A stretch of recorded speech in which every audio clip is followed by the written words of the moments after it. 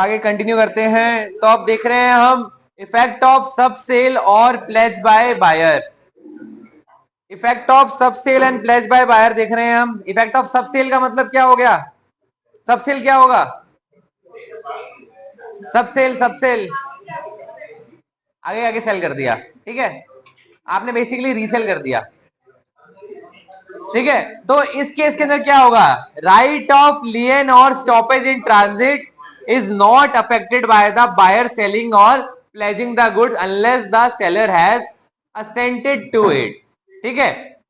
Basically आपके goods जो थे वो आपके पास पहुंचे नहीं थे, ठीक है, आपने उसको सेल कर दिया, आपको पता है आपके पास आ जाएंगे, आपने क्या करा, ए ने बी को गुड्स बेचे, बी ने आगे सी को गुड्स बेच दिया, पर गुड्स अभी भी किसके पास पड़े हैं? ए के पास पड़े हैं, ठीक है, गुड्स अभी भी ए के पास है। जब तक ए इस सेल के रिगार्डिंग कंसेंट नहीं देता तब तक वो गुड्स क्या है, ए को ए लायबल नहीं है सी को ट्रांसफर करने के लिए। पहले क्या करना पड़ेगा? बी को पेमेंट देनी पड़ेगी, ठीक है। तो आपके पास गुड्स पड़े हैं पर बी ने क्या कर दिया, आगे सेल कर दिया सी को, ठीक है। आपके पास ही पड़े हैं गुड्स, उसने बस सीधा राइट ट्रांसफर कर दिया, ओनरशिप ट्रांसफर कर दी, बट आपको अभी तक पैसा नहीं मिला है। जब तक पैसा नहीं मिलता तब तक आपका राइट जो है वो वायलेट नहीं होगा। उसने अगर आपने सेल कर दिया या फिर उसने प्लेज कर दिया गुड्स आगे, तो उसकी वजह से आपका राइट नहीं जा रहा है, ठीक है, वो बायर की टेंशन है। कौन सा? हाँ हाँ हाँ, अगर ए ने बोल दिया कि हाँ ठीक है कोई दिक्कत नहीं है, तब तो इसको देना ही पड़ेगा। हाँ, उसका राइट नहीं जाएगा, वो राइट खुद छोड़ेगा अपना एक्नॉलेज करके, ठीक है। क्लियर है? दिमाग में नहीं घुस रहा? एक काम कर, खड़े हो, दो उठक बैठक लगाओ, फिर बैठ जाओ, दिमाग खुल जाएगा। हाँ, ए ने बेसिकली क्या किया, बी को गुड्स सेल कर दिए। बी ने क्या किया, ए के पास से बी के पास गुड्स आए नहीं थे, उसने पहले ही ओनरशिप आगे ट्रांसफर कर दी, मतलब कि उसने बेच दिया आगे सी को, ठीक है। गुड्स अभी भी पड़े फिजिकली किसके पास हैं? ए के पास ही। बी ने सी को दे दिए, तो ए बाउंड नहीं है सी को गुड्स देने के लिए। ए बाउंड नहीं है, क्यों क्यों नहीं है? क्योंकि ए को अभी तक पेमेंट नहीं मिली थी। ए को पेमेंट मिल जाएगी तो ए बी को दे देगा या फिर बी के बिहाफ पे सी को दे देगा, ठीक है। बट अगर इस सिनेरियो के अंदर ए ने बोल दिया है कि हाँ कोई बात नहीं, पेमेंट नहीं मिली है, फिर मैं तैयार हूं इसको देने के लिए, उसने एक्नॉलेज कर दिया इस ट्रांजेक्शन को, तब ए को सी को ट्रांसफर करने पड़ेंगे, ठीक है। क्लियर है? कोई डाउट? हाँ, अब एक्सेप्शन देखो किस केस के अंदर। अब देखो डॉक्यूमेंट ऑफ टाइटल भी क्या होता है, एक तरीके से गुड ट्रांसफर करने का वैलिड तरीका है। तो डॉक्यूमेंट ऑफ टाइटल के रिगार्डिंग अब देख लेते हैं क्या बात की गई है, ठीक है। The right of stoppage is defeated if the buyer has transferred the document of title और pledged the goods to a sub buyer in good faith and for consideration.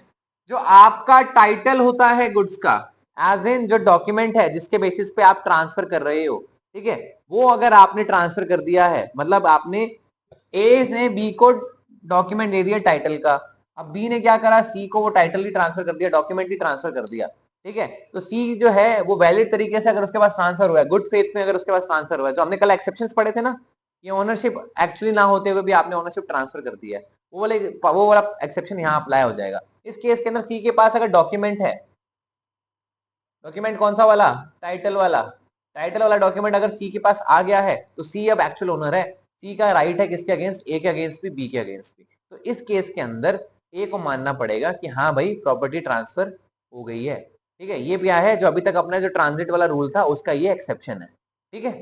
ये क्यों है एक्सेप्शन, इसको स्टार मार्क कर लो। ये क्यों है exception? क्योंकि इसके अंदर ना जो सेल हुई है वो सी के पार्ट पे जो सेल हुई है वो एकदम वैलिड तरीके से हुई है। आपको डॉक्यूमेंट मिल गया तो मतलब आपको ये कंफर्म हो गया कि हाँ आपके पास ओनरशिप आ गई है, टाइटल आ गया है, ठीक है। क्योंकि जो डॉक्यूमेंट था वो क्या बता रहा था, वो टाइटल ही बता रहा था आपको, ठीक है। तो इस वजह से आप सी का राइट वायलेट नहीं करो, इस वजह से ए को ट्रांसफर करना पड़ेगा। हाँ, वो अलग बात है कि ए जो है वो बी से रिकवरी कर सकता है पैसों की, वो जो भी डैमेज है वो रिकवर कर सकता है, वो केस करेगा। बट दिक्कत क्या थी, वो इंसॉल्वेंट हो गया था, इसलिए ये ट्रांजिट वाला राइट जो था उसको फिर भी लैप्स करना पड़ेगा, उसको छोड़ना पड़ेगा, उसको ट्रांसफर किसको करना पड़ेगा? सी को करना ही पड़ेगा, सी को देना ही पड़ेगा, सी आके ले जाए गुड्स, है ना, ठीक है, जरूरी नहीं है उसके घर पर पहुंचाने। क्लियर है ये चीज?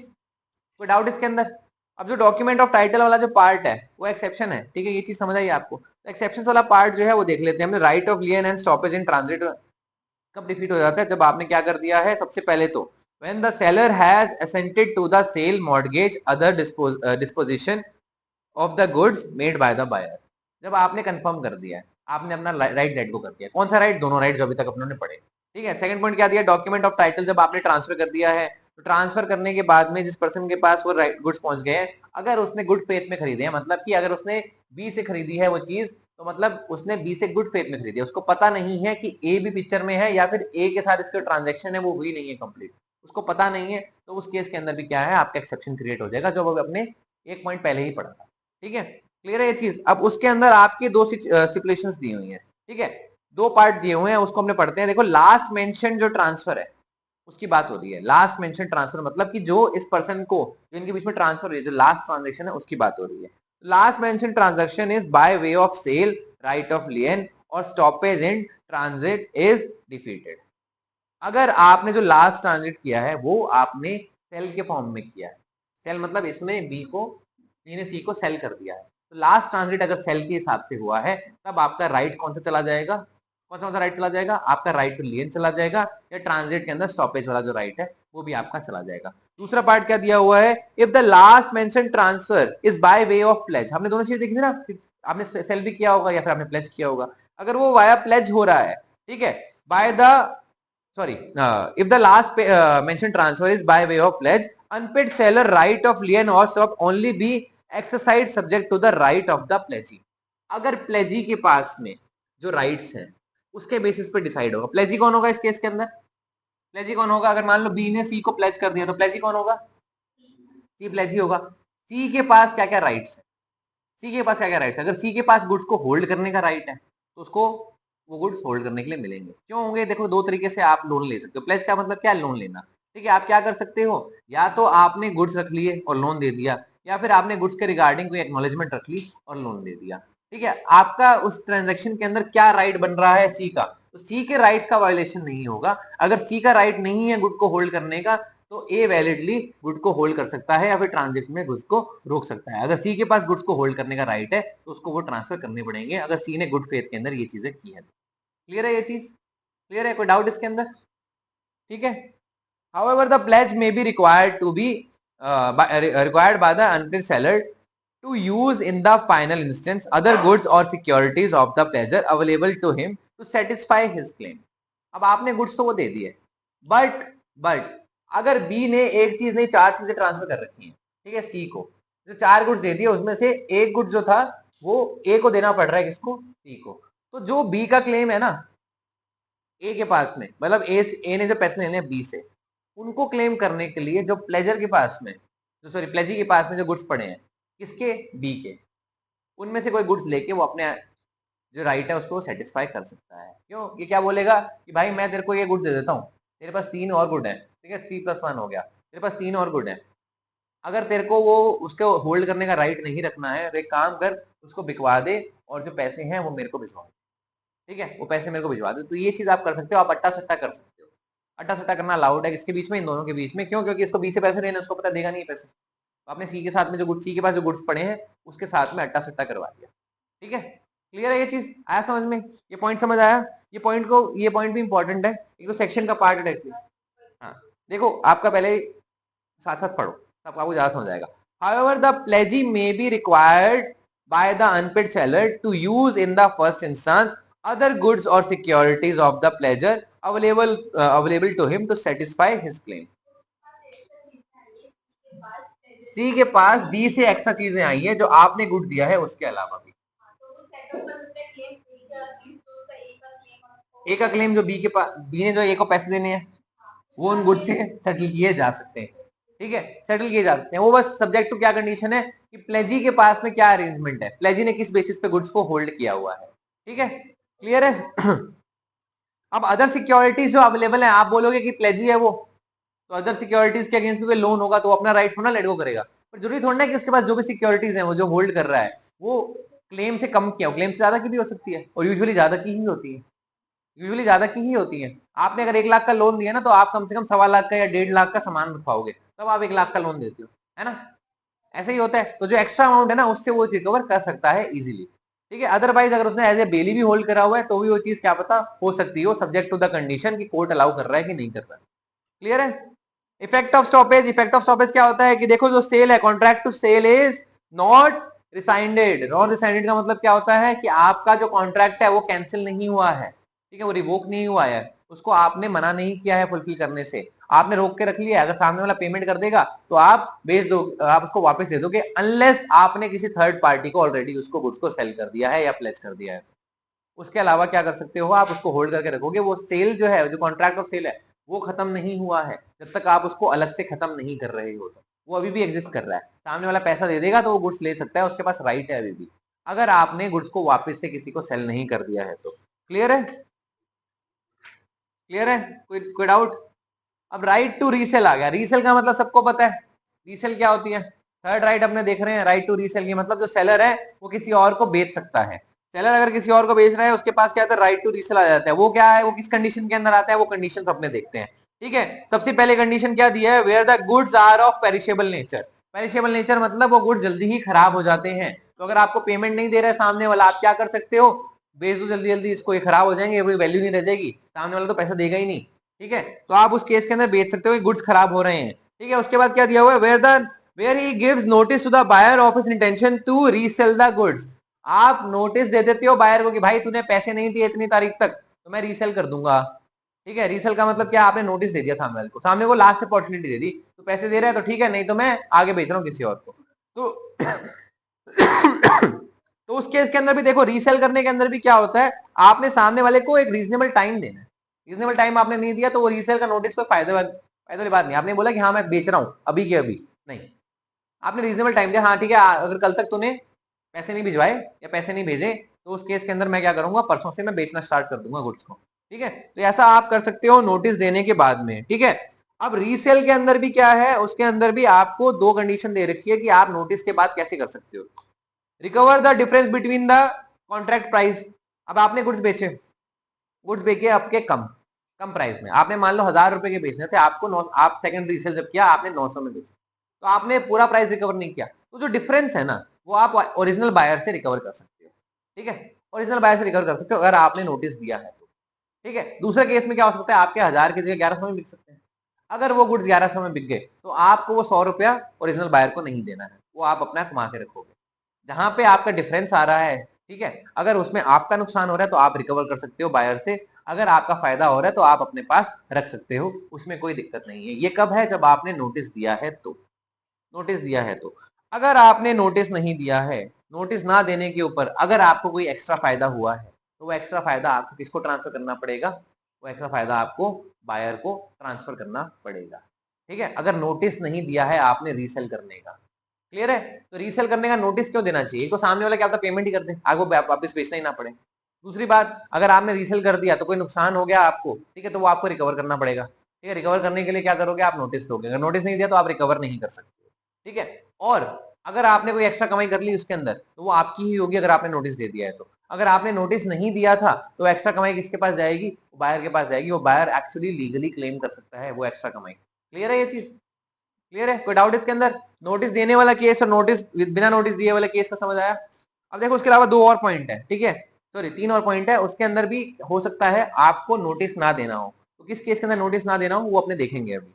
ठीक है, where an unpaid seller who has exercise the right of lien or stoppage in transit resells the good. जब आपने राइट ऑफ लियन एक्सरसाइज कर लिया है या फिर आपने स्टॉपेज, ट्रांजिट के अंदर स्टॉपेज वाला राइट जो है वो एक्सरसाइज कर लिया है, ठीक है, तो जो सब्सिक्वेंट बायर होगा, सब्सिक्वेंट बायर मतलब सेकंड बायर होगा, उसके रिगार्डिंग क्या दिया हुआ है ये देखो, the subsequent buyer acquires the good title thereof as against the original buyer despite the fact that the notice of resale has not been given by the seller to the original buyer। तो इसको आप मान लेते हो कि ये deem notice था कि आपने लियन अगर राइट एक्सरसाइज कर दिया तो आप क्या चाह रहे हो, सामने वाला पैसा दे। आपने ट्रांजिट में गुड्स वापस मंगा लिए तो आप क्या चाह रहे हो, सामने वाला पैसा दे, अदरवाइज आप सेल कर दोगे। ये डीम्ड नोटिस माना जाता है। कहने का मतलब इस केस के अंदर आपने नोटिस नहीं दिया और आपने सीधा ट्रांसफर कर दिया, जो थर्ड पार्टी है जिसको आपने वापस से सेल किया, जो सेकंड बायर है, बेसिकली सब्सिक्वेंट बायर है, उसके पास राइट है होल्ड करने का। हाँ, आपका और बायर का जो रिलेशन है वो मे बी अटपटा हो सकता है, आपका खराब हो सकता है, कोई पैसा इधर उधर जा सकता है, ठीक है, बट जो आपका सब्सिक्वेंट बायर है उसके पास राइट है गुड्स को ओन करने का, वो एक्चुअल ओनर बन जाएगा, वो लीगली उन गुड्स को होल्ड कर सकता है, उसके अगेंस्ट कोई राइट नहीं है ओरिजिनल बायर का। क्लियर है ये चीज? ये हमने एक्सेप्शन देखा था, कल वाला एक्सेप्शन वही एक्सेप्शन है जहाँ पे वापस से डिस्कस हुआ है। तो क्या ऐसे कैसे बैठा है, उठने वाला है क्या अभी? ऐसे बैठा है, ऐसा लग रहा है कि उठेगा अभी। अच्छा, next point, A resale by the seller where a right of resale is expressly reserved in a contract of sale. कहने का मतलब क्या है, रीसेल कर रहे हो जहां पे आपके कॉन्ट्रैक्ट के अंदर ही ये राइट दिया गया था कि अगर आपने टाइम पीरियड के अंदर पेमेंट नहीं दी तो उस पेमेंट के अंदर टाइम पीरियड ना देने के बाद हमारे पास ऑटोमेटिक राइट आ जाएगा रीसेल करने का। उस केस के अंदर भी आपको नोटिस देने की जरूरत नहीं है, वो कॉन्ट्रैक्ट ही क्या है, आपका नोटिस है, क्योंकि आपका राइट है। राइट के अंदर आपको नोटिस देना पड़ेगा। अगर कॉन्ट्रैक्ट में बोल दिया है कि आप रीसेल नोटिस देने के बाद ही कर सकते हो तो आपको नोटिस देना पड़ेगा। पर अगर आपके कॉन्ट्रैक्ट के अंदर राइट दिया हुआ है कि नोटिस के बिना आप सेल कर दोगे कोई इशू नहीं है, तो ये मान लिया जाएगा कि आपको नोटिस देने की रिक्वायरमेंट नहीं है, क्योंकि पार्टीज ने ओरिजिनली पहले ही एग्री कर लिया था इस चीज को। ठीक है, क्लियर है ये चीज। Next point, where the property in good has not pass to the buyer, जहां पे प्रॉपर्टी जो ओनरशिप है वो पास नहीं हुई है, वहां पे भी आपकी क्या रिक्वायरमेंट है, नोटिस देने की रिक्वायरमेंट होगी क्या, नोटिस की रिक्वायरमेंट होगी क्या, ओनरशिप भी पास नहीं हुई ना। चलो ठीक है, आप देखते हैं इसमें और क्या लिखा है, क्वाजिलियन की बात हुई है इसके अंदर। The unpaid seller has in addition to his remedy a right of withholding delivery of the goods, the right is similar to lien and is called quasi lien, this is the additional right used in case of a agreement to sell. ये कहाँ use होता है, agreement to sell, क्योंकि agreement to sell के अंदर अभी क्या हो रहा है, अभी तो गुड्स शायद बनी ना हो, फ्यूचर गुड्स की बात हो रही हो, जब तक गुड्स बने ही नहीं है, या कंटिजेंट गुड्स की बात हो रही है, जब तक गुड्स आपके पास आए नहीं है उसकी ओनरशिप कैसे ट्रांसफर हो जाएगी। हाँ, एग्रीमेंट आपने कर लिया है, आपकी एक्चुअल डिलीवरी कब होगी, जब गुड्स आपके पास आएंगे उसके बाद होगी। तो उस केस के अंदर आपका क्वाजाई लियन का राइट आता है। क्वाजाई लियन का राइट क्या होता है कि जहां पे आपके लियन है बट हाफ है। हाफ लियन क्यों है, क्योंकि ओनरशिप आपने ट्रांसफर ही नहीं करी। लियन कहां करते हो आप, जब ओनर सामने वाला है तब आप होल्ड करके रख लेते हो, वो लियन है। अभी ओनरशिप भी ट्रांसफर नहीं हुई, आपने होल्ड करके रख लिया, बट आपकी कॉन्ट्रेक्चुअल रिक्वायरमेंट थी कि आपको ओनरशिप ट्रांसफर करनी। लियन कब होता है, जब सामने वाला ओनर है, आपने गुड होल्ड करके रख लिए, लियन हो गया वो, ठीक है। क्वाज़ी लियन जब आपकी ओनरशिप ट्रांसफर ही नहीं हुई, बट आपको एग्रीमेंट के थ्रू ट्रांसफर करनी थी पर आपने की नहीं है। कहने का मतलब है आपकी फ्यूचर गुड्स की बात हो रही है, एग्रीमेंट टू सेल के अंदर किसकी बात हो रही है, फ्यूचर गुड्स की या फिर कंटिजेंट गुड्स की। वो गुड्स अभी तो बने ही नहीं है, वो गुड्स अभी आपके पास आई नहीं है, आपके पास उसकी ओनरशिप अभी तक खुद आई नहीं है, एक्चुअली वो गुड्स अभी एग्जिस्ट ही नहीं कर रहे हैं। नहीं, पेमेंट कर दिया तो बात ही क्या थी, फिर तो अपने राइट, अपने को दिक्कत ही नहीं है, पेमेंट आ गई अपने दे देंगे गुड्स, अपने को क्या दिक्कत है।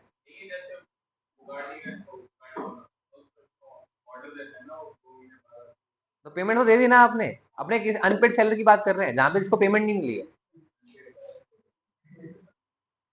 अनपेड सैलरी की बात हो रही है, पेमेंट नहीं दी है। ठीक है, तो मतलब कि अभी आपने जैसे गया तू BMW के शोरूम गया, वहां पे बोला कि ये गाड़ी चाहिए, बोले कि अभी बन रही है, तो आपने कोई खतरनाक सही ऑर्डर दे दिया कि भाई ऐसी गाड़ी बनी नहीं है अभी तक, ठीक है, आपने वैसी गाड़ी बनवा ली।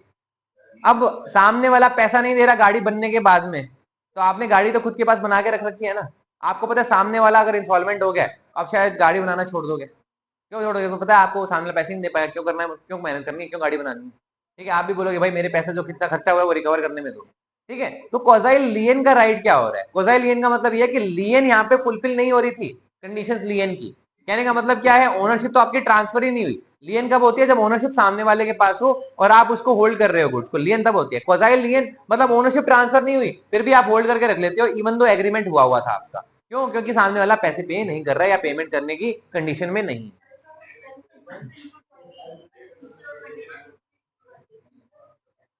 क्या फ्यूचर गुड स्पेसिफिक हो सकते हैं, स्पेसिफिक तुमने, हाँ हाँ, ये एग्रीमेंट टू सेल के केस के अंदर होगा, agreement to sell, agreement to sell के केस के अंदर होगा। ठीक है, क्लियर है, क्लियर है, कोई डाउट इसके अंदर।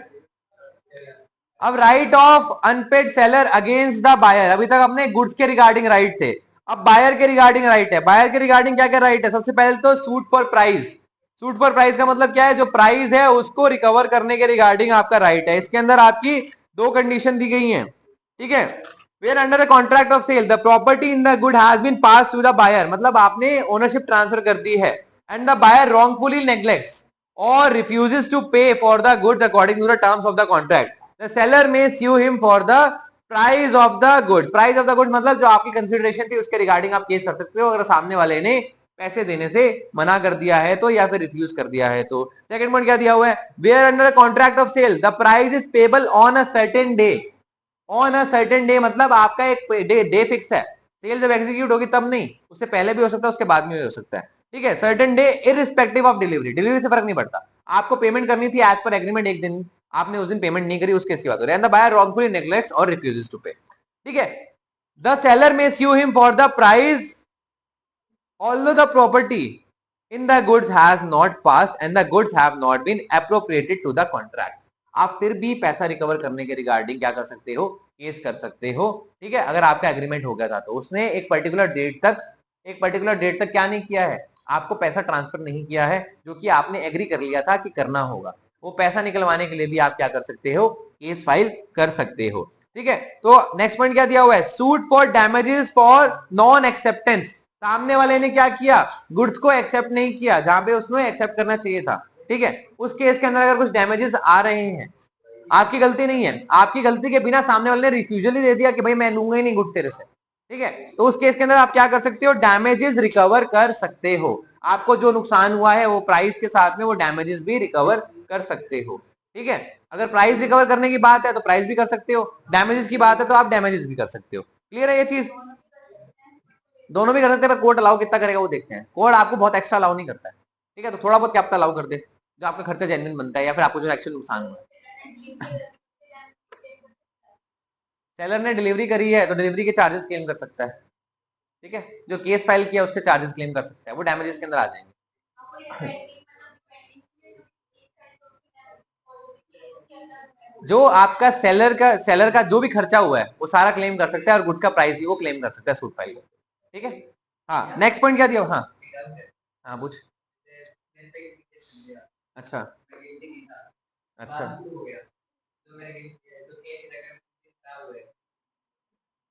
एक मिनट में समझा नहीं मैं, तू गिल्टी था कि नहीं था ये बता, तू गिल्टी नहीं था, और प्रूफ क्या हुआ तू गिल्टी नहीं था, हाँ ठीक है, हाँ हाँ, वो तू अगर क्लेम करेगा जब केस चल रहा है तेरा तब तो क्लेम कर सकता है, ठीक है, और क्लेम करने के अंदर देखो जो आपके केसेस होते हैं ना, केसेस के अंदर ना कॉस्ट होती है और आपके डैमेजेस होते हैं, कॉस्ट आपको पे करनी होती है, किसको किसको पे करनी होती है, आपको कोर्ट को पे करनी होती है, और डैमेजेस सामने वाली पार्टी को, कंपनसेशन सामने वाली पार्टी को, सामने वाली पार्टी जो क्लेम कर रही है और कोर्ट को वैलिड लग रहा है तो वो अलाउ करेगी ना, अगर तुमने क्लेम ही नहीं करा तो कोर्ट थोड़ा अलाउ कर देगी, तो कोर्ट को सपना थोड़ा ना आ रहा है कि तुम्हारा 3 दिन बर्बाद हुआ है, तुम्हारा इतना प्रॉफिट जो होना था वो खराब हुआ है, तुम रीजनेबली जस्टिफाई कर सकते हो और रीजनेबल ग्राउंड दे सकते हो कि आपके जो डैमेजेस हो रहे हैं वो आपको मिलने चाहिए, जस्ट बिकॉज आपको बिना बात के कोर्ट के अंदर आना पड़ा, सामने वाले ने फेक केस किया था, ठीक है, वो चीज प्रूव अगर हो जाती है तो आप क्लेम कर सकते हो, कोर्ट के ऊपर है वो पूरा अलाउ करना। अनएम्प्लॉयड में तो क्या क्या रीजनेबल क्या देगा, क्या 3 दिन तो क्या कर रहा था घर पे बैठ के, पबजी खेल रहा था, पबजी नहीं खेल पाया, रैंकिंग तेरी पीछे होगी है, ये क्लेम करेगा, ये नहीं, जेन्युइन क्लेम होना चाहिए आपका, ठीक है, जेन्युइन क्लेम होना चाहिए, ठीक है, जेन्युइन क्लेम मतलब आप जो चीजें प्रूव कर सको कि आप एक्चुअली नुकसान बता सको कि ये मेरे को हुआ है, ठीक है, जिसके अंदर एक वैलिड क्लेम होता है मेंटल एग्नी, मेंटल एग्नी आप मान सकते हो, मेंटल एग्नी का मतलब क्या है, कोर्ट में आना जाना चक्कर काटना, उससे आपका दिमाग खराब होता है, आपको बहुत प्रेशर फील होता है, सोसाइटी के अंदर आपकी बदनामी होती है, ठीक है, 4 चीजें आपको झेलनी पड़ती हैं एक्स्ट्रा, वो मेंटल एग्नी है, उसके अगेंस्ट आप क्या कर सकते हो, डैमेजेस क्लेम कर सकते हो, ठीक है, पर उसके अंदर तो कोई अपने प्रॉफिट का नुकसान नहीं हो ना तेरा, नॉमिनल हो जाएंगे, ठीक है, क्लियर है, क्लियर है, आगे बढ़ा जाए। हाँ, उसके बाद है repudiation of contract before due date, repudiation का मतलब क्या होता है भाई,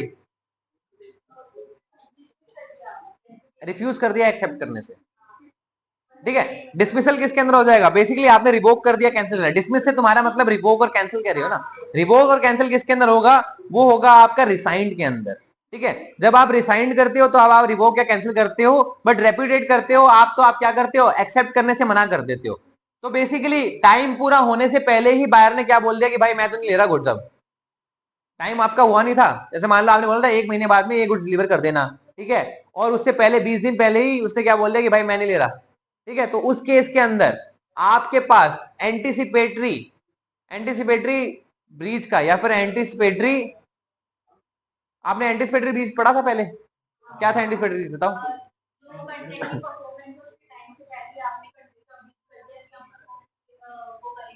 तो सामने वाले ने अगर आपको मना कर दिया कि वो मैं एक्सेप्ट ही नहीं करूंगा गुड्स, अगर तुम बेच दोगे तो भी 20 दिन बाद बेच दोगे तो भी मैं एक्सेप्ट नहीं करूंगा, तो इस केस के अंदर आपके पास एंटीसिपेटरी ब्रीच का राइट आ जाएगा, क्योंकि सामने वाला फुलफिल करने को तैयार नहीं है अपनी ऑब्लिगेशन, वो गुड्स को ही एक्सेप्ट करने को तैयार नहीं, वो कह रहा है मैं नहीं एक्सेप्ट करूंगा ना मैं पैसे दूंगा, ठीक है, पहले ही उसने बोल दिया यहाँ एग्रीमेंट जो था वो था पर मैं नहीं करूंगा, तो आपके पास एंटीसिपेटरी ब्रीच का राइट है, मतलब कि आप अभी मान सकते हो कि ब्रीच हो गया है, अगर सामने वाले ने ये बोल दिया है तो आप आज के आपको 20 दिन वेट करने की जरूरत नहीं है। आपका अभी मान लिया जाएगा कि आपके पास ब्रीच के रिगार्डिंग जो भी राइट्स बनते हैं वो आपके पास आ जाएंगे। केस फाइल करना, जो भी डैमेज है वो फाइल करना, वो सारी चीजें आप फाइल कर सकते हो। आपके पास एंटीसिपेटरी ब्रीच का राइट आ जाएगा। क्लियर है ये चीज? एंटीसिपेटरी ब्रीच समझ आ गया? सामने वाले ने क्या किया था, एग्रीमेंट जो था वो कैंसिल कर दिया था। कैंसिल मतलब सॉरी कैंसिल नहीं, उसने मना कर दिया था, एक्सेप्टेंस लेने से मना कर दिया था। तो आपने क्या करा, कैंसिल कर दिया। कैंसिल इस बेसिस से करा कि एंटीसिपेटरी ब्रीच हो गई है यहाँ पे। ठीक है, ब्रीच का हम एक्चुअल ब्रीच का वेट नहीं करेंगे, हम पहले ही मान लेंगे ब्रीच हो गया। हाँ हाँ हाँ हाँ हाँ हाँ, वो आगे बढ़ेंगे, हमने वो आगे बढ़ेंगे, आगे बढ़ेंगे। ठीक है, क्लियर है इतना? कोई डाउट? सूट फॉर इंटरेस्ट, जो आपका पैसे खराब हुए हैं, इंटरेस्ट वगैरह जो आपको मिलना चाहिए था, जो आपके पैसे आपको मिलते उसके ऊपर आपको इंटरेस्ट जो आप कमा सकते थे वो आपने नहीं कमाया, तो वो आप क्या कर सकते हो, क्लेम कर सकते हो। आप कब से क्लेम कर सकते हो? जिस डेट से पैसा ड्यू हो गया था। जिस डेट से पैसा ड्यू हुआ मतलब उस डेट आपके पास पैसा आ जाना चाहिए था। उस डेट के बाद से आप क्या है, पैसा रिकवर कर सकते हो। कौन सा वाला? जो आपको इंटरेस्ट मिलना चाहिए था उसके ऊपर। इंटरेस्ट की अमाउंट कोई फिक्स है तो बढ़िया बात है, नहीं है फिक्स कॉन्ट्रैक्ट के अंदर तो कोर्ट को जो रीजनेबल लगेगी अमाउंट इंटरेस्ट की वो कोर्ट अलाउ कर देगा।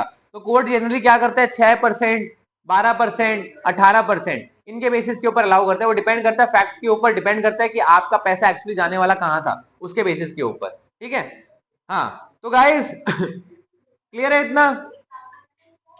इंटरेस्ट इसका क्या एग्जाम, जो पैसा आपका मिलना था, अगर आप बैंक में रखते, आप एफडी कराते, आप स्टॉक मार्केट में डालते, क्योंकि मेरे को पैसा नहीं मिला ना। अरे मेरे को नुकसान देखो कैसे होता है। मेरे को पैसा आज की डेट में मान लो तुमने बोला था कि 1 लाख रुपए मिलना चाहिए, ठीक है, और तुमने साल भर दिया नहीं मेरे को 1 लाख रुपया, तो मेरा तो इंटरेस्ट तो खराब हुआ ना। वो इंटरेस्ट भी चार्ज कर सकते हो आप जिस डेट से वो पर्सन लायबल था, जो पैसा है वो पे करने के लिए, मतलब ड्यू डेट से लेके जब तक एक्चुअल पेमेंट हो रही है तब तक आप क्या कर सकते हो, इंटरेस्ट चार्ज करवा सकते हो।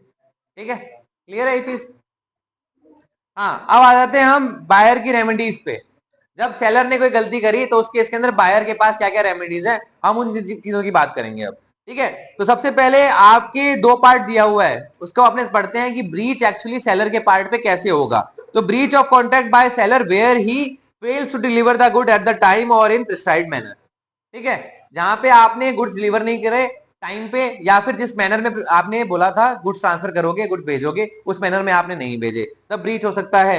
ठीक है, उसके बाद क्या, रेप्यूडिएट्स द कॉन्ट्रैक्ट। रेप्यूडिएट्स का मतलब आपने अभी पढ़ा था, क्या था कि सामने वाले ने एक्सेप्ट करने से मना कर दिया, रिफ्यूज कर दिया। ठीक है, रिफ्यूज कर दिया। उसके बाद क्या है, delivery non conforming goods and buyer rejects and revokes acceptance. मतलब आपने गुड्स जो भेजे वो सही नहीं भेजे और सामने वाले ने उन गुड्स को रिजेक्ट कर दिया। सामने वाले ने एक्सेप्ट कर लिया तो बात अलग थी, वो मान लिया कि हाँ ठीक है कोई नहीं, ये भेज दे, कोई बात नहीं। पर अगर सामने वाले ने गुड्स रिसीव करने से मना कर दिया है, मतलब उसे रिजेक्ट कर दिया है गुड्स को, तो बेसिकली क्या हो रहा है उस केस के अंदर, उस केस के अंदर सामने वाला जो है गुड्स एक्सेप्ट नहीं कर रहा, जो आपने सही से नहीं भेजे या फिर आपने गलत गुड्स भेज दिया उनको। तो बेसिकली उसके पास राइट है ये काम करने का, वो राइट को एक्सरसाइज कर रहा है और आपने ये मान लिया जाएगा कि आपने क्या किया है, ब्रीच किया है। तो उन केसेस के अंदर क्या होगा, आपकी बेसिकली इसके अंदर 5 रेमेडीज दी हुई हैं। ठीक है, damages for non delivery, non delivery की वजह से जो भी नुकसान हुआ होगा बायर को, उसके लिए आप डैमेजेस क्लेम कर सकते हो, बायर जो है डैमेजेस क्लेम कर सकता है।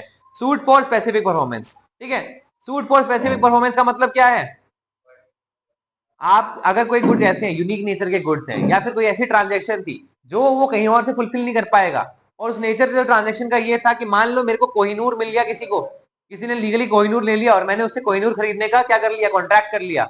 अब कोहिनूर खरीदने का कॉन्ट्रैक्ट, कोहिनूर तो दुनिया में एक ही है, वो तो बहुत यूनिक है, सामने ने मेरे साथ एग्रीमेंट किया था, तो मैं इस केस के अंदर क्या करूंगा, स्पेसिफिक परफॉर्मेंस के लिए क्लेम करूंगा।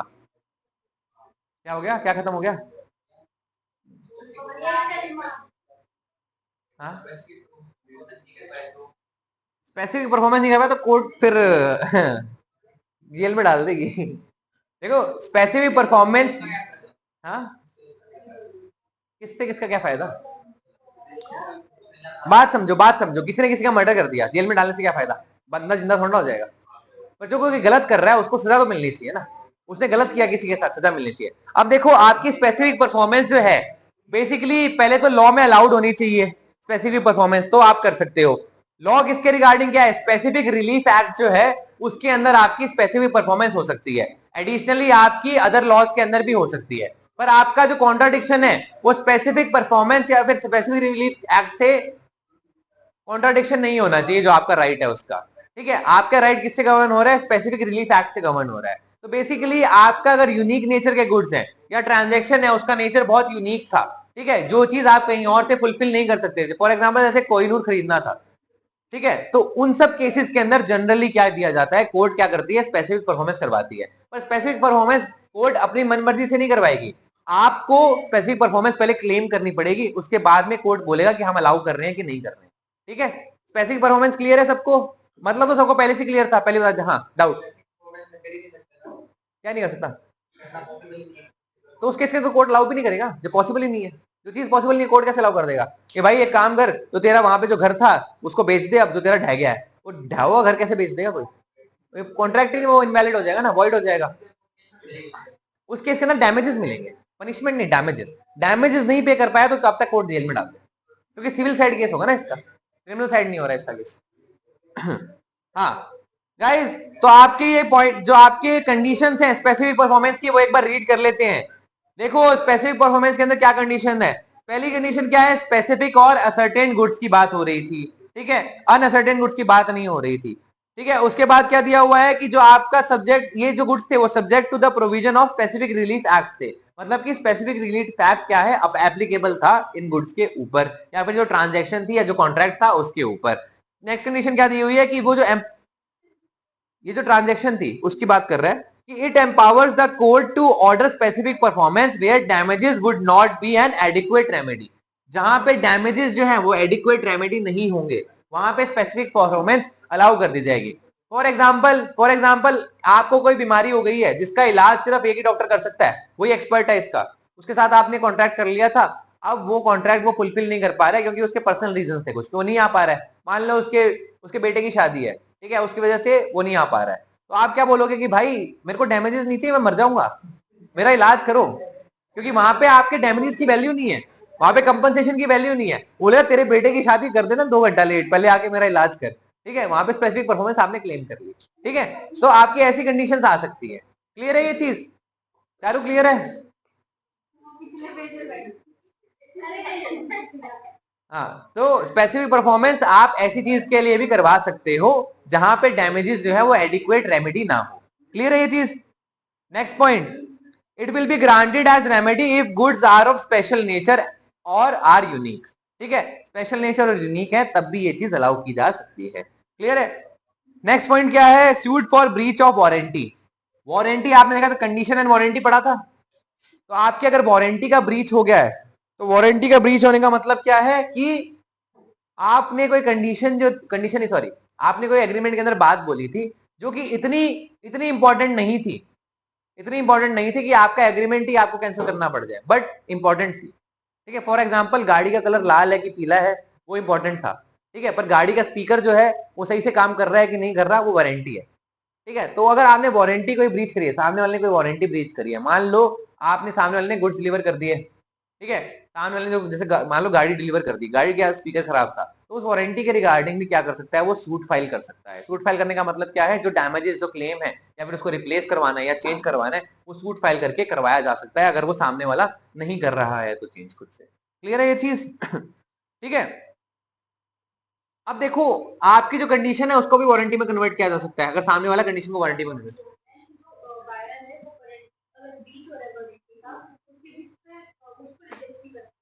हाँ, रिजेक्ट तो कर ही नहीं सकता ना, वो तो कंडीशन का ब्रीच होता है, वो तो हमने पहले ही पढ़ रखा है।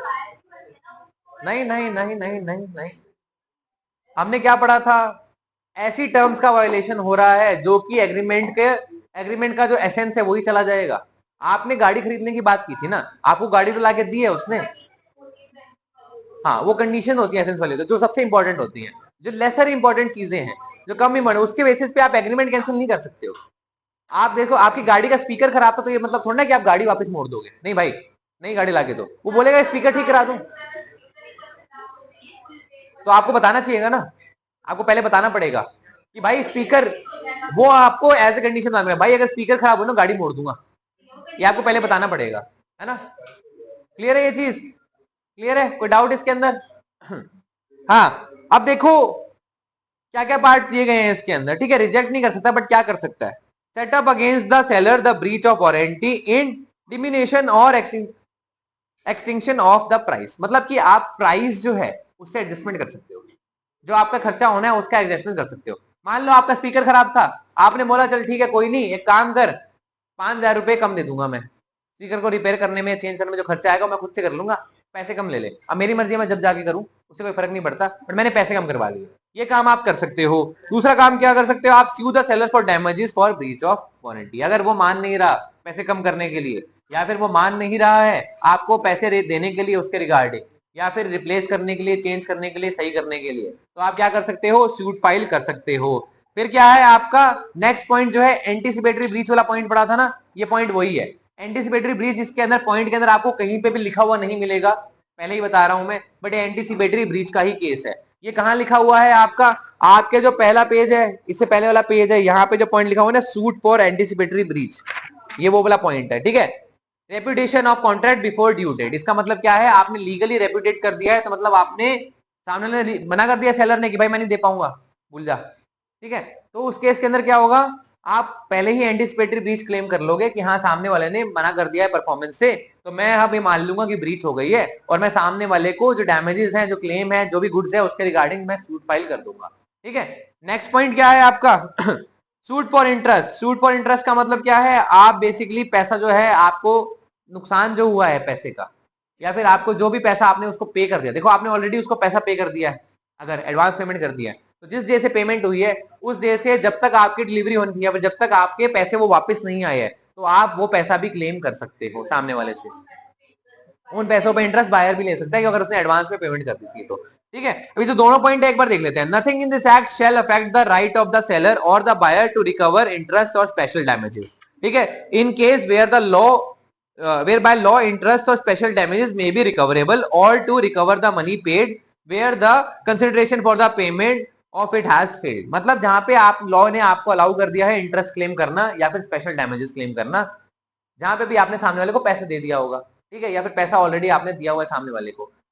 कंडीशन सिर्फ यही है कि सामने वाले ने उस पैसे के रिगार्डिंग जो कंसिडरेशन है वो पूरी नहीं की। मतलब कि आपने अगर सेलर हो, आपने गुड्स दे दिया और सामने वाले ने पैसा नहीं दिया, तो उसने पैसा ना देके कंसिडरेशन फुलफिल नहीं की, या फिर आप बायर हो, आपने एडवांस में पेमेंट कर दी थी और आपको उसके रिगार्डिंग पैसा नहीं मिला, ओ सॉरी गुड्स नहीं मिले, तो उसके इसके अंदर क्या हो गया, आपको भी इंटरेस्ट मिलना चाहिए। तो ये राइट जहां पे भी लॉ में एग्जिस्ट कर रहा है, या स्पेशल डैमेजेस का राइट जो एग्जिस्ट कर रहा है, वो आपको मिलेगा ही मिलेगा, अगर किसी और लॉ के अंदर भी दिया हुआ है तो, ठीक है।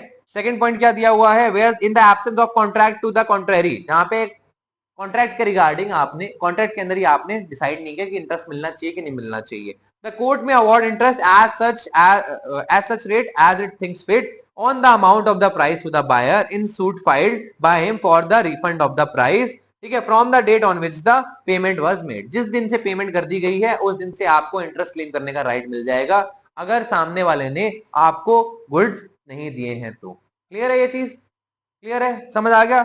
अब देखो ये जो 5 पॉइंट पढ़े हैं इसके रिगार्डिंग आपकी एक मेमोरी टेक्निक थी, वो मेमोरी टेक्निक बहुत खराब सी है, इसलिए मैंने पहले नहीं बताई, पहले पॉइंट समझा दिए, आप देख लेना, आपको आपको मन करे तो लिख लेना, वरना कोई बात नहीं। ब्रीच क्या होती है, दोनों पार्टीज के लिए ब्रीच अच्छी होती है क्या, नहीं होती ना, ब्रीच इज बैड, ठीक है। तो IS और BAD, ठीक है, हाँ ये इन्हीं इन्हीं पॉइंट्स की है। तो पहले आप, पहला पॉइंट जो है वो डी से जा रहा है, डी से क्या जा रहा है, डैमेजेस फॉर नॉन डिलीवरी, ठीक है। दूसरा पॉइंट है आपका S, ठीक है, ये क्या है, डैमेजेस वाला पॉइंट। ये क्या है आपका, suit for specific performance, specific performance के रिगार्डिंग सूट कर सकते हो। थर्ड पॉइंट है आपका कौन सा, B, ठीक है, ब्रीच ऑफ वारंटी, ब्रीच वाला पॉइंट है, ठीक है।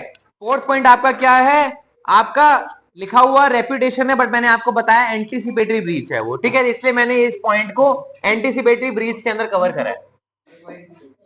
हाँ, ये पॉइंट का नाम आप लिख सकते हो, पर आपको एक्सप्लेनेशन तो सेम ही देना पड़ेगा, ठीक है, क्योंकि ये पॉइंट देखो बुक ने कॉन्ट्राडिक्शन दिया है, बुक ने यहाँ पे एंटीसिपेटरी ब्रीच नहीं लिखा, बट बुक ने यहाँ पे क्या लिख दिया है, आपके एंटीसिपेटरी ब्रीच नहीं लिया, पर मतलब दोनों का सेम ही है, ठीक है, मतलब दोनों का सेम ही है, जो वहां पे लिखा है वो सेम ही बात लिखी गई है, ठीक है, बस आपकी हेडिंग अलग है।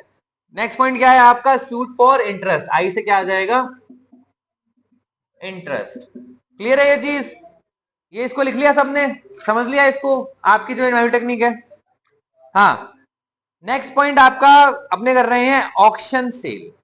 ऑक्शन सेल के बाद में बस एक छोटा सा टॉपिक बचा है और आपका चैप्टर खत्म, आपका सिलेबस खत्म। तो थोड़ा सा एक्साइटेड हो जाओ। ऑक्शन सेल को समझना जरूर है। ऑक्शन सेल क्या है? आपने ऑक्शन देखा है क्या? कोई लाइव ऑक्शन देखा है क्या? कोई आपने ऑक्शन का मैकेनिज्म कभी समझा है क्या?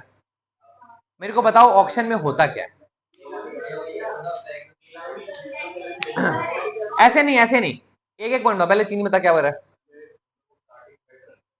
स्टार्टिंग बिड रखता है? नहीं है कोई स्टार्टिंग बिड। फिर सीधी बोली छोड़ दे, जो प्राइस बोलना है उससे स्टार्ट कर देंगे, जो पहले बंदा क्लेम कर रहा है। अच्छा, और क्या होता है? पहले इनविटेशन देंगे। देखो सही बात है, सही बात है। आपको स्टार्टिंग से बताना है क्या करना है। हाँ बताओ भाई, पहले क्या होगा? नहीं,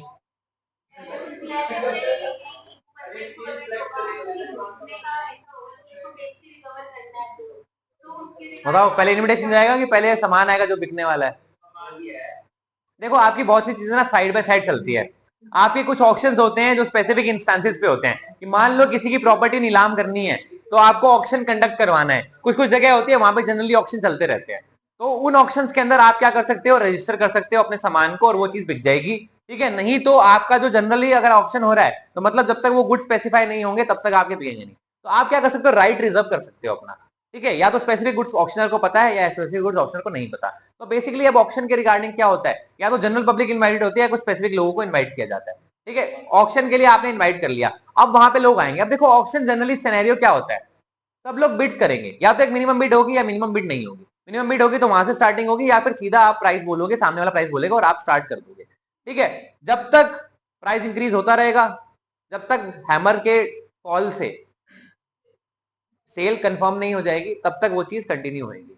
ठीक है, मान लो गुड स्टार्ट हुए, बिकना शुरू हुआ 1000 रुपए से, 1000 रुपए मिनिमम प्राइस था, वो पहुंच गया 1 लाख तक। उसके बाद लोग बोली लगाए जा रहे, लगाए जा रहे, लगाए जा रहे। जो लास्ट पर्सन होगा, जैसे मान लो मुकेश ने बोला कि मैं 2 लाख रुपए में ये गुड खरीदने को तैयार हूं। ठीक है, ढाई, चल ठीक है ढाई। अब जब तक मैं 3 बार हैमर मारना जरूरी नहीं है, 3 बार हैमर मारना जरूरी नहीं है, वो बस एक इंडिकेशन है कि हाँ काउंट कर रहे हो आप 1 2 3। वो एक बार हैमर मार के भी सेल कंफर्म कर सकता है, मुंह से बोल के काउंट कर सकता है कि 1 2 3, या फिर ऐसे करेगा, जैसे भी करके जेस्चर करके जब उसने फॉल ऑफ हैमर से सेल कंफर्म कर दी तो वो कंफर्म मान लिया जाएगा।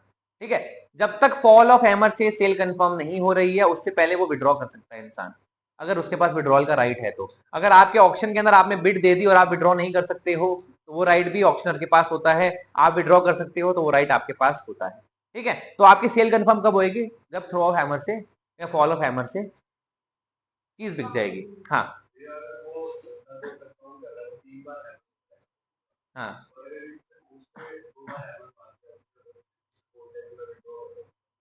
विड्रॉ कर रहे तो फिर विड्रॉ होगी, राइट था इसके पास विड्रॉ करने का तो हो जाएगा विड्रॉ। तो इसके बाद फिर क्या जाएगा, जो सेकंड बेस्ट बिडर था, इससे पहले मुकेश था 2 लाख वाला, तो मुकेश पे चला जाएगा, फिर मुकेश को गुड मिल जाएगा।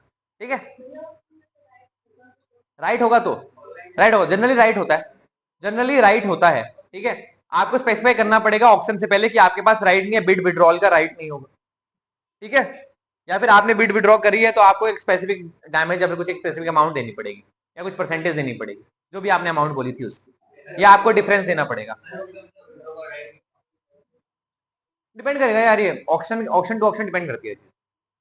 पर जनरल केस समझ आ गया ऑप्शन क्या होता है? जिसको नहीं पता था या जिसको पूरा नहीं पता था उसको समझ आ गया ऑप्शन क्या होता है। अब देखो ऑप्शन का, अब आपके ऑक्शन की अब आप डेफिनेशन पढ़ लो, आपके बुक के अकॉर्डिंग क्या, आपके लॉ के अकॉर्डिंग क्या दी गई है। ठीक है, तो auction sale is the mode of selling property by inviting bids publicly and the property is sold to the highest bidder. Highest bidder मतलब जिसने सबसे ज्यादा पैसा क्लेम किया है। ठीक है, and auctioneer is an agent governed by the law of agency. Auctioneer जो है वो गुड्स बिकवाने का एजेंट है, तो मतलब जो ओनर है वो उसका एजेंट बन जाता है। ठीक है, when he sells he is only the agent of the seller. वो सेलर का क्या है? वो एजेंट है। ठीक है, he may however sell his own property, वो उसकी खुद की प्रॉपर्टी भी सेल कर सकता है, किसके अंदर? ऑक्शन के अंदर। As the principal and not need not disclose the fact that he is so selling. मतलब उसको डिस्क्लोज करने की जरूरत नहीं होती है कि ये प्रॉपर्टी है उसका ओनर कौन है, उसको डिस्क्लोज करने की जरूरत नहीं है ना। वो ये इसको डिस्क्लोज करने की जरूरत है कि इसका जैसे मान लो कि मेरी प्रॉपर्टी बिक रही है, ठीक है, और पीपो वहां पे क्या है? ऑक्शनर है, तो वहां पे बताएगा नहीं कि ये प्रॉपर्टी इस इंसान के बिलोंग करती है, ये इंसान इतने में बेचना चाह रहा है, नहीं ऐसे नहीं बताएगा। ठीक है, वो बताएगा ये प्रॉपर्टी है, इसका मिनिमम प्राइस बिड ये है या फिर मिनिमम प्राइस बिड है ही नहीं। ठीक है, तो आप बिडिंग स्टार्ट कर लो बस, तो उतना इतना बोलना है। ठीक है, अगर वो प्रॉपर्टी चाहे पीपो की खुद की थी या मेरी थी, उससे फर्क नहीं पड़ता। ठीक है, वो खुद की प्रॉपर्टी बेच सकता है, वो प्रिंसिपल बन जाएगा उस केस के अंदर, नहीं तो किसी और की प्रॉपर्टी बेच रहा है तो वो एजेंट बन जाएगा। क्लियर है ये चीज, समझ आया? अब देखो आपका जो आपकी जो मेमोरी टेक्निक है इन पॉइंटर्स के रिगार्डिंग, वो है ट्रेन में ट्रेवल किया किसी ने? कोई ऐसा है जिसने नहीं किया? हाँ, नहीं हो सकता है ना, मतलब रेसी की बात नहीं है कि आप तक किसी जरूरत ही ना पड़ी हो। हाँ, किसी ने नहीं किया ऐसा है कोई? सबने किया है ना। तो आपकी जो ट्रेन की टिकट मिलती है उसके अंदर एक पीएनआर होता है। पीएनआर क्या होता है भाई? टिकट का स्टेटस चेक करने के लिए नंबर होता है। तुम्हारी कंफर्म है टिकट, फिर कोई पीएनआर का नंबर काम आता है? क्या आता है काम? तो आप क्या कर सकते हो, जो ट्रेन के रेलवे स्टेशन पे जो क्वार्टर्स हैं, जो रूम्स है, वो बुक कर सकते हो। आप अपनी सीट पे खाना मंगवा सकते हो। तो बेसिकली पैसेंजर जो है वो आइडेंटिफाई करता है, जो पीएनआर नंबर है ना उससे पैसेंजर आइडेंटिफाई हो रहा है। ठीक है, तो मतलब पैसेंजर के साथ वो बिलोंग करता है पीएनआर नंबर, जिसने टिकट खरीदी है वो उसका पीएनआर नंबर है। तो पीएनआर की फुल फॉर्म क्या होती है? Passenger name record. Passenger name record होता है, आपको लिखने की जरूरत नहीं है इसको। पीएनआर जो होगा वो क्या होगा? पैसेंजर नेम रिकॉर्ड होगा। अगर सरकार आपको फ्री में पीएनआर बांटने लग जाए तो समथिंग सिमिलर टू वो क्या कर रही है? फ्री में टिकट दे रही है तो मतलब समथिंग सिमिलर टू वो सीएसआर कर रही है। सीएसआर में क्या करते हो आप? कॉर्पोरेट सोशल सोसाइटी में क्या करते हो आप? कुछ ऐसी एक्टिविटी करते हो जिसके अंदर आप सोसाइटी के अगेंस्ट अपनी ऑब्लिगेशन फुलफिल कर रहे हो। ठीक है, तो अगर रेलवेज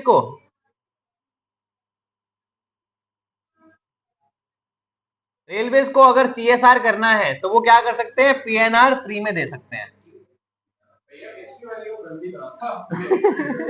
मैं पहले बेस सेट कर रहा था। हाँ, ठीक है, तो पीएनआर एंड सीएसआर, ठीक है, ये आपकी मेमोरी टेक्निक के पार्ट हैं। तो पहला सॉरी भाई, सीएसआर है, माय बैड। हाँ, मैं एक्साइट हो गया था थोड़ा इसको देख के, मेरी मेमोरी टेक्निक को देख के। तो लीगल रूल्स ऑफ ऑक्शन, हाँ क्या बताना है? अरे इतनी खराब मेमोरी टेक्निक है ना, इसलिए एक्साइट हुआ। ठीक है, तो सीएसआर एंड पीएनआर। तो पहला पॉइंट क्या है आपका? Where goods are sold in lots. ठीक है, where goods are sold in lots.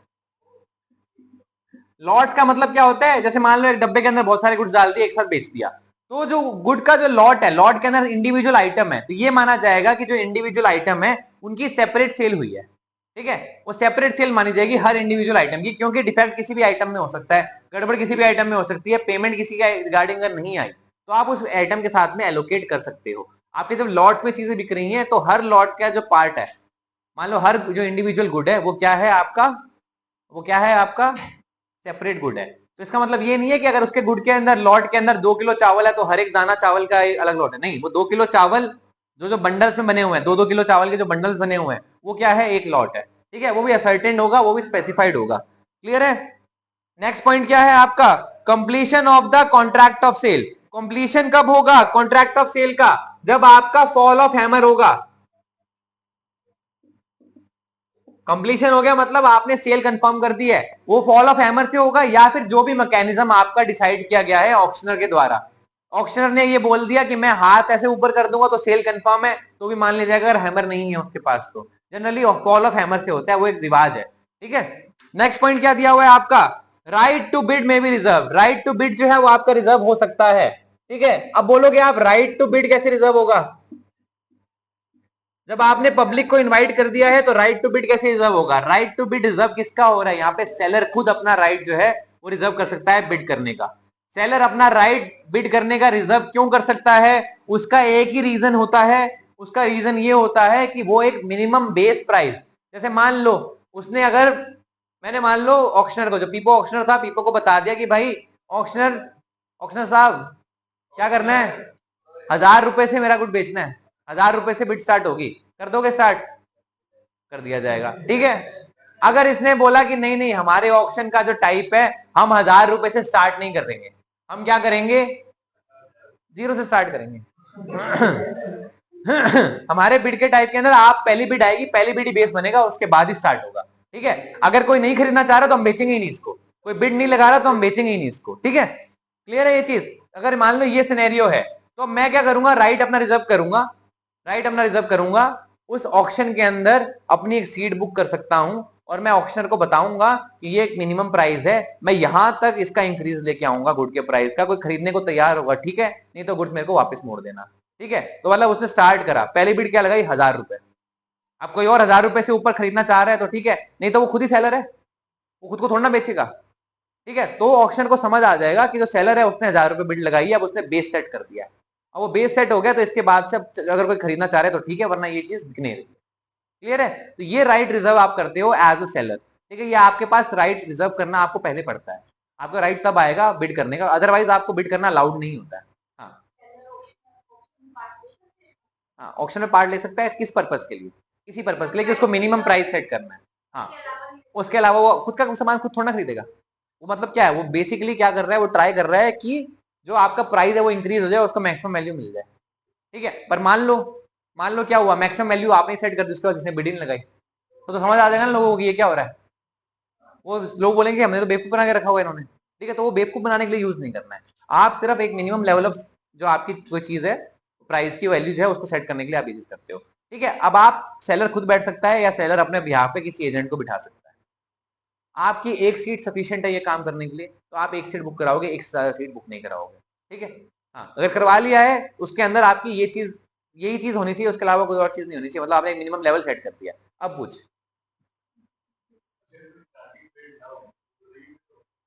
क्या नहीं हो, हाँ रिग्ड,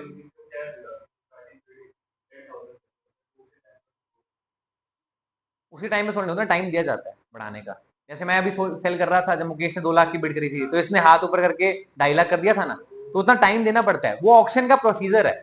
आप सामने वाले को फेयर अपॉर्चुनिटी देते हो, जैसे हम ना, हम खुद भी ना ये ऑक्शन करवाते थे कॉलेज के अंदर, मैं स्पोर्ट्स कमेटी में था, तो हमारे जैसे इंटरनल जो इवेंट्स होते थे ना, जैसे मान लो फॉर एग्जांपल वॉलीबॉल का मैच है, तो वॉलीबॉल के मैच के लिए कैप्टन डिसाइड कर दिया, लोगों ने अपना नॉमिनेशन डाल दिया कि हम कैप्टन बनना चाह रहे हैं, तो हमारे पास स्कोप होता है, उधर रजिस्ट्रेशन आता है, तो हम अलॉट कर देते हैं कि आप कैप्टन हो। अब उनको हम क्या करते हैं, आपके पास पैसा है, पैसा इन द सेंस हम बता देते हैं कि आपके पास 2000 पॉइंट्स हैं या 5000 पॉइंट्स हैं, तो आपको मिनिमम बिड लगानी है 25 रुपए की या 50 रुपए की, और जो भी प्लेयर आते जाएंगे वो आपको खरीदने हैं, मैक्सिमम आपको इतने प्लेयर मिल सकते हैं, मिनिमम आपको इतने प्लेयर लेने ही लेने हैं। ठीक है, गर्ल्स बॉयज का कॉम्बिनेशन भी उसके अंदर हम बताते थे। अब मैं ऑप्शनर होता था उसके अंदर यूजुअली, तो मैं क्या करता था कि हैमर तो होता नहीं था, तो मैं जोर से हाथ मारता था टेबल पे। ठीक है, तो मैं बिड स्टार्ट करता था, तो ऐसे बोलता था मैं कि हाँ भाई 50 50 50, हाँ 50 100 200 250 300, अच्छा ठीक है 250 1 250 2 300 301 302 500 501 502 503 600 600, हाँ 600 मेरे मारने से पहले। ठीक है 600, फिर उसके बाद मैंने मार दिया, ठीक है वो 600 में सोल्ड, अब उसका नाम इस कैप्टन के साथ रजिस्टर हो जाता था। तो ऐसे ही आपका ऑक्शन होता है। ठीक है, ऑक्शन ही आपका ऐसा होता है, ऐसे जल्दी जल्दी गुड्स आते हैं, जल्दी जल्दी गुड्स बिकते हैं। ठीक है, सबका नाम नोट कर लिया जाता है, सबको एक नंबर मिला होता है, वो नंबर नोट कर लिया जाता है। ठीक है, और नंबर नोट करने का मतलब क्या है, आपने उस पर्सन के साथ में गुड्स को एलोकेट कर दिया है, उस पर्सन ने वो गुड क्या है ये मान लिया जाएगा खरीद लिया है, जो प्राइस है वो लिख दिया जाएगा उसके सामने। ठीक है, तो आपका ऐसे ऑप्शन होता है। क्लियर है? नहीं नहीं यार ये कुछ और हुआ है, हाँ चालू है। ठीक है, तो गाइस नेक्स्ट पॉइंट है आपका, where the seller is not notified by the, where the sale is not notified by the seller. ठीक है, ये है आपका एन वाला पॉइंट, नॉट नोटिफाइड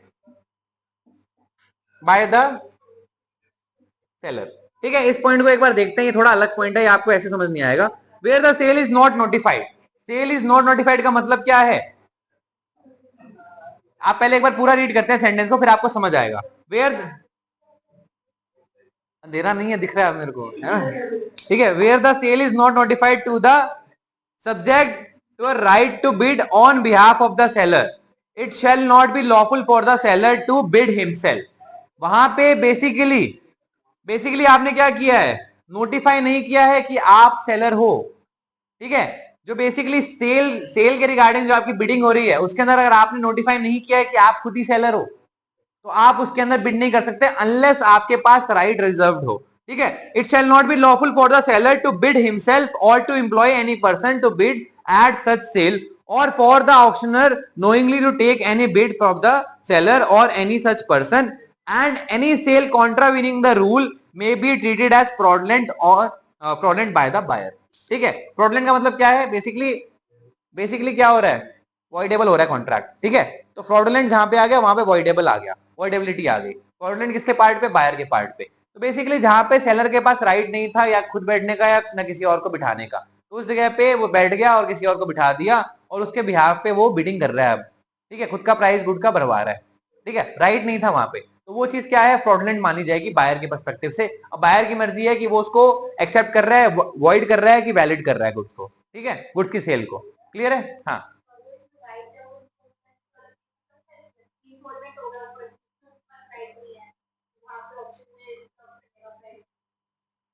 हाँ, तो वो तो नहीं कर सकता ना, वो तो सेल। देखो, ऑक्शनर या फिर जो ऑक्शन का प्रोसेस है, अगर वो अलाउ कर रहा है कि सेलर जो है वो बिड लगा सकता है, तभी सेलर बिड लगा सकता है, अदरवाइज नहीं लगा सकता। ये वही पॉइंट है कि कहाँ नहीं लगा सकता, जहां पे वो राइट रिजर्व नहीं हो सकता है या फिर राइट रिजर्व नहीं किया गया है, उस केस की बात हो रही है। हाँ, क्या नोट नोटिफाई मतलब? आपने बताया नहीं, नोटिफाई करने का मतलब सामने वाले को बताया नहीं। ठीक है, क्लियर है? क्लियर है? कोई डाउट? सेल नोटिफाई नहीं करी सेलर का मतलब ये हुआ कि आपने बेसिकली, मैंने इसलिए आपको पूरा पैराग्राफ पढ़ाया पहले, उससे आपको मीनिंग समझ आएगा। अब सेल नोटिफाई ना करने का मतलब क्या है कि आप बैठे हो वहां पे, आपको आपने सेल रजिस्टर करा दिया है कि आपने क्या करना है, इस गुड को बेचना है। अब आप खुद ही बैठ गए हो सामने और खुद बैठ के आप क्या कर रहे हो? खुद ही बिड लगाए जा रहे हो। सामने वाले को दिख रहा है, अरे यार तू ही तो आया था बेचने, तू ही बिड लगा रहा है बैठ के, तो पहले मेरे से परमिशन तो ले ले कि तू बिड लगा सकता है कि नहीं लगा सकता। तो सेल के रिगार्डिंग जो आप बिडिंग कर रहे हो उसको आपको नोटिफाई करना पड़ेगा कि आप कर सकते हो कि नहीं कर सकते हो। ठीक है, क्लियर है ये चीज? कोई डाउट इसके अंदर?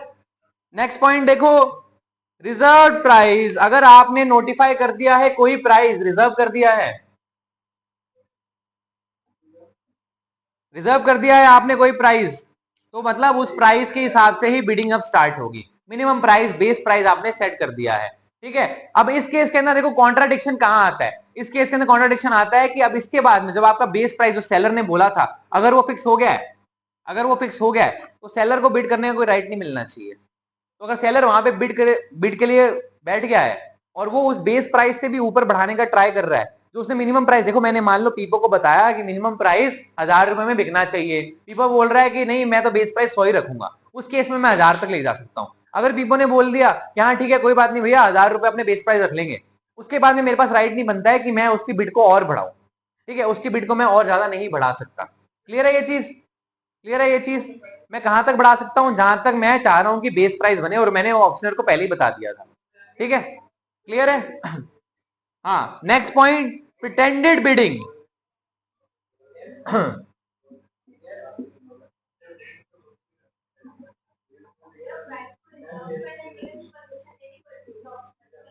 हाँ, अगर वहां ऑप्शनर अलाउ ही नहीं कर रहा है रिजर्व करना प्राइस, तो कैसे आप प्राइस रिजर्व कर लोगे? हाँ, नहीं खरीदेगा कोई, ना खरीदे, कंपल्सन थोड़ा ना किसी को खरीदने का, ना खरीदो, अनसोल्ड जाएगा आइटम। ऑक्शन में बहुत सारे आइटम्स अनसोल्ड जाते हैं। ठीक है, हमारे हमारे जो ऑक्शन होते हैं ना उसमें भी अनसोल्ड प्लेयर जाते थे। मान लो कोई प्लेयर है, किसी ने, जैसे लोगों ने जो कैप्टन है उन्होंने आज तक कभी देखा ही नहीं उसको खेलते हुए, पता ही है किसी फ्लोर में वो इन्वॉल्व नहीं है। जैसे मान लो फॉर एग्जाम्पल अगर मान लो चीनी कोई स्पोर्ट्स ही नहीं खेलता, तो स्पोर्ट्स वाले लोग उसको जानते नहीं है। ठीक है, अगर स्पोर्ट्स वाले लोग उनको जानते नहीं है तो होगा क्या, उसको कोई पहली बार में खरीदेगा क्या? तो अनसोल्ड जाएगा। जब हमारे प्लेयर्स के नाम आते थे और वो अनसोल्ड जाते थे, तो ऐसे पीछे बैठे हुए जो उनके दोस्त होते थे ना, वो हंसते होते थे कि अरे तेरे को तो खरीदा ही नहीं किसी ने। ठीक है, तो बेसिकली अगर आपने अनफेयर प्राइस डिसाइड कर लिया है, ठीक है, तो अनफेयर प्राइस का बेसिकली क्या होगा मीनिंग, कि सामने वाले को पता है अगर वो अनफेयर प्राइस है तो वो नहीं लगाएगा ना बिड। अगर सबको पता है तो कोई भी बिड नहीं लगाएगा और वो आइटम क्या जाएगा? अनसोल्ड जाएगा। ठीक है, आइटम्स अनसोल्ड जाते हैं ऑप्शन के अंदर, उनको क्या बोलते हैं, वापस से मे भी हो सकता है उसको रिपीट किया जाए या फिर मे भी रिपीट ना किया जाए। क्लियर है? हाँ, प्रिटेंडेड बिडिंग का मतलब देखो क्या होता है। ठीक है, जो सिर्फ प्राइस को रेज करने के लिए बिडिंग होती है। कहने का मतलब मैं बैठा हूं, मैं खुद सेलर हूं या मैंने किसी बंदे को बिठा दिया, सामने वाला मैंने 1000 फिक्स करा था प्राइस, 1000 तक मैंने बिड तक पहुंचा दिया, 1000 के ऊपर वो बोल रहा है 2000, मैं बोल रहा हूँ 5000, मेरे को पता है इंसान खरीदेगा, वो बोल रहा है 7000, मैं बोल रहा हूँ 8000, मैं प्राइस बढ़ा रहा हूँ ना खुद के गुड का, सामने वाले को पता ही नहीं है कि मैं सेलर हूँ, मैं खुद के गुड का प्राइस बढ़ा रहा हूँ, तो मैं बस प्रिटेंड कर रहा हूँ बिड करने का, मैं एक्चुअली बिड नहीं कर रहा हूँ, ठीक है, क्यों, क्योंकि मैं सेलर हूँ, ठीक है, मैंने मान लो 2 बंदे बिठा दिए, कोई गुड नहीं खरीद रहा था, मेरा कोई गुड नहीं खरीद रहा था, किसी को पता ही नहीं है मेरे गुड के बारे में, ठीक है, तो मैंने क्या करा, 2 बंदे बिठा दिए, मैंने कहा तुम लोग आपस में बिडिंग करना, तुम्हें देख के कोई ना कोई आ जाएगा, उसको लगा भाई पता नहीं क्या ही बात है, ये दोनों लड़के हो रहे हैं इस गुड के लिए, तो मैं भी डाल के देख लूं, जिसका बहुत ज्यादा पैसा है वो बोलेगा कि हाँ ठीक है 1000-2000 की तो बात है, ले डाल दिए पैसे, ठीक है, वो 10,000 तक पहुंचा, 15,000 तक पहुंचा, कोई और इंटरेस्टेड हो गया, यार क्या बात है इस गुड के अंदर, डाल देते हैं, तो ये क्या है, प्रिटेंडेड बिडिंग होती है। प्रिटेंडेड बिडिंग का मतलब क्या होता है कि जब आप प्राइस को बिना बात के एस्केलेट करवा रहे हो बिड्स के थ्रू, उसको प्रिटेंडेड बिडिंग बोला जाता है, और ये चीज अलाउड नहीं है इस केस के अंदर। जो बायर है वो एग्रीमेंट, उसके पास राइट होता है एग्रीमेंट को वॉइडेबल करने का। वॉइडेबल का मतलब कि या तो वो वैलिड कर लेगा या फिर वो वॉइड कर देगा एग्रीमेंट को। वो सीधा सीधा क्या नहीं होता, सीधा सीधा वॉइड नहीं होता, वो ऑप्शन किसके पास होता है, बायर के पास होता है ऑप्शन। अब आपका लास्ट टॉपिक, हाँ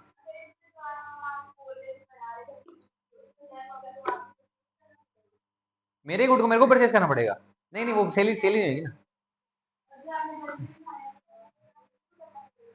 हाँ अगर किसी को पता नहीं लगा, ऑक्शन को भी पता नहीं लगा है कि प्रिटेंडिंग बिडिंग चल रही है, कोई प्रूव नहीं कर सकता कि प्रिटेंडिंग बिडिंग चल रही है, तो उसको खरीदना पड़ेगा, ठीक है, क्योंकि बिडिंग का प्रोसेस तो वही है ना।